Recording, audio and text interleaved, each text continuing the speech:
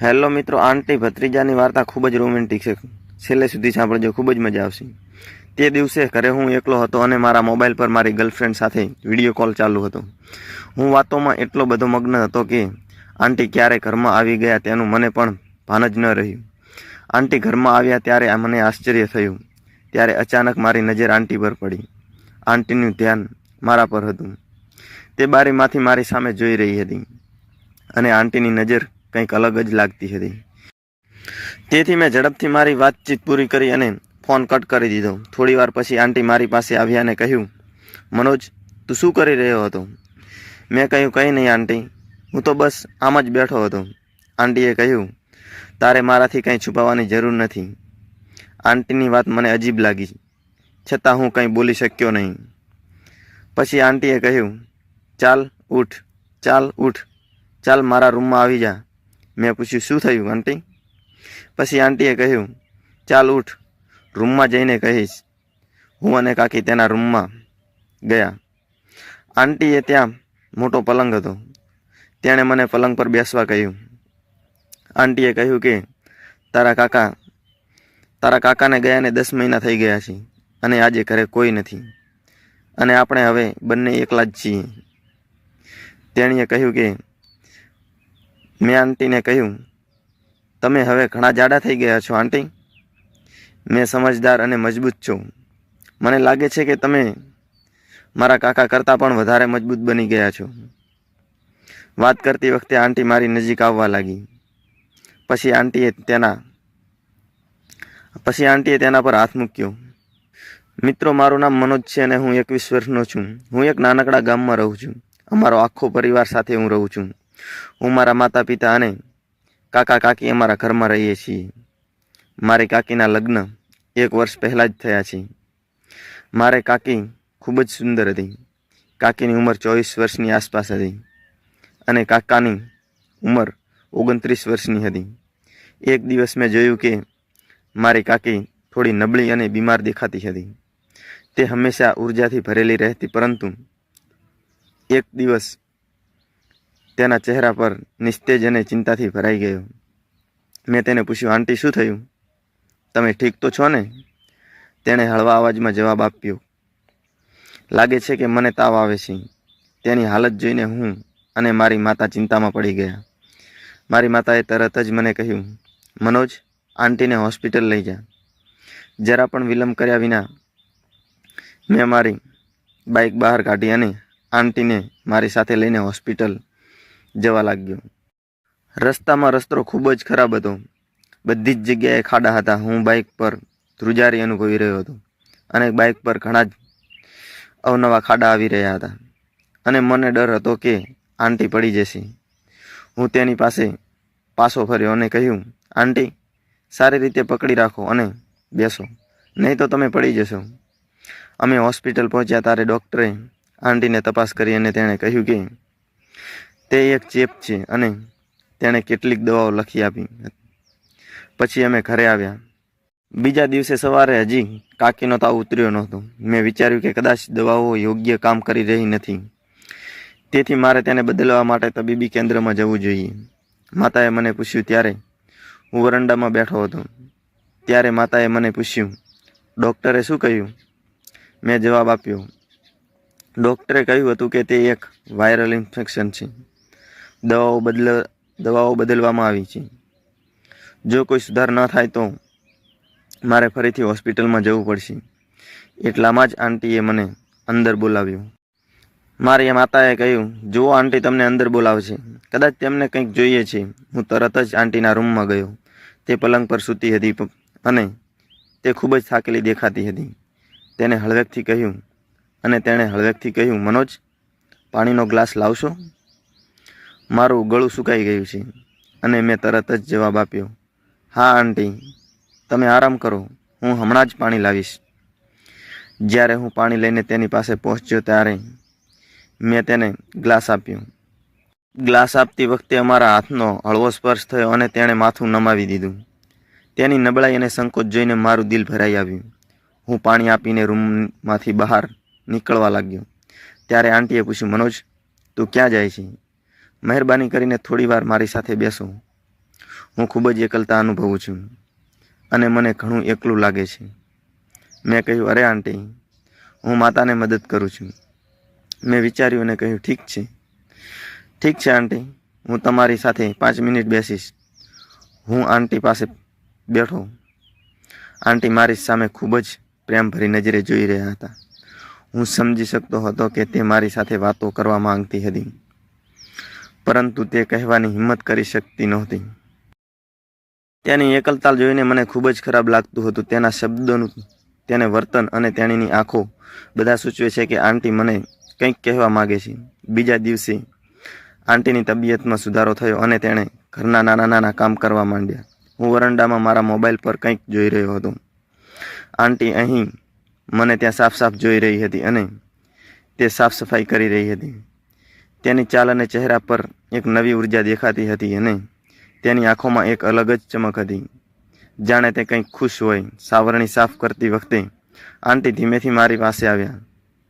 હું અનુભવી શકતો હતો કે તેની આંખો વારંવાર મારી તરફ જોઈ રહી છે, જાણે તે મને કંઈક કહેવા માંગતી હોય. પરંતુ હું ચૂપ રહ્યો, કારણ કે મને લાગ્યું કે કદાચ તે મારી કલ્પના છે. થોડી વાર પછી આંટી એક કબાટ પાસે પહોંચી અને તેમાંથી કંઈક કાઢવાનો પ્રયત્ન કરવા લાગી. અલમારી ઊંચાઈ પર હતી અને તેનો હાથ ત્યાં પહોંચી શકતો નહોતો. આ બધું જ દૂરથી જોઈ રહ્યો હતો હું, પણ તેની પરવાનગી વિના દાખલ થવા નહોતો માંગતો. તેને થોડી વાર પ્રયત્ન કર્યા પછી હાર માની લીધી અને મને ફોન કર્યો અને કહ્યું, મનોજ, તું અહીં આવી શકે છે? મારે કબાટમાં રાખેલો સામાન નીચે ઉતારવો છે. મેં તરત જ મોબાઈલ નીચે મૂક્યો અને તેની પાસે ગયો. શું થયું આંટી? તમને મદદની જરૂર છે? મેં પૂછ્યું.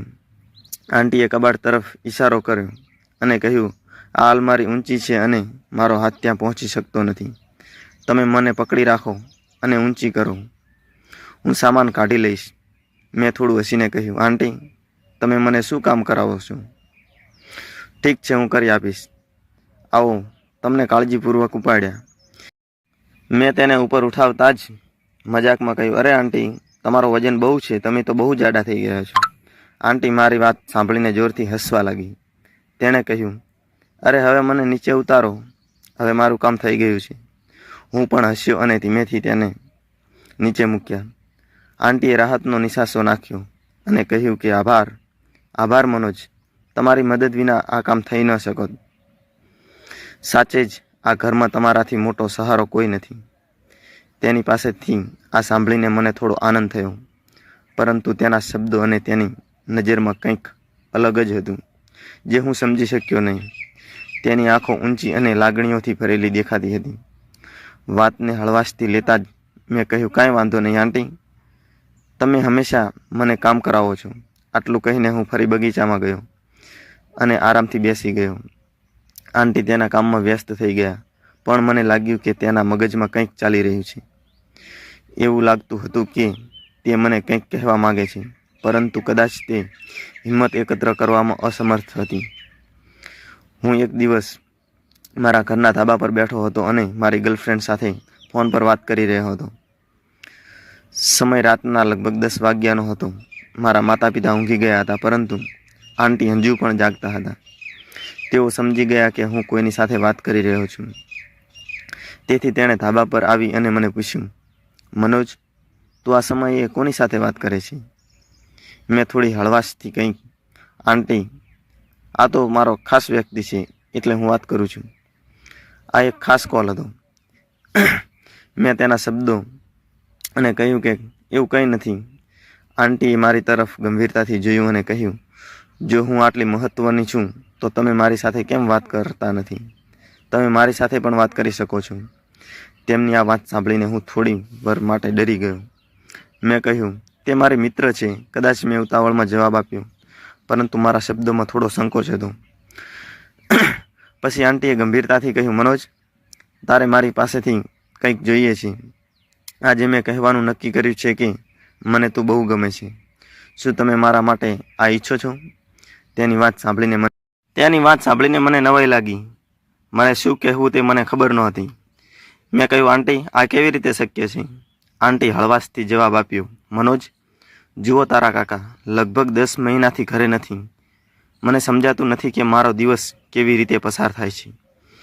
આ મારા માટે ખૂબ જ મુશ્કેલ છે. મેં પૂછ્યું, આંટી, પણ આ વાત કોઈને ખબર પડે તો? આંટીએ શાંતિથી કહ્યું, તે તો મારા પર છોડી દે.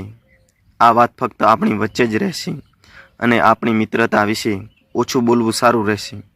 તે દિવસથી જ્યારે પણ આંટી મને બોલાવે છે ત્યારે તેણીની દરેક વાતોમાં મેં તેને ટેકો આપ્યો હતો. મેં ક્યારેય ના કહ્યું, કારણ કે મને ખરેખર આંટી ગમતી હતી અને તેની સાથે સમય પસાર કરવામાં ખૂબ જ આનંદ આવતો હતો. સાંજનો સમય હતો.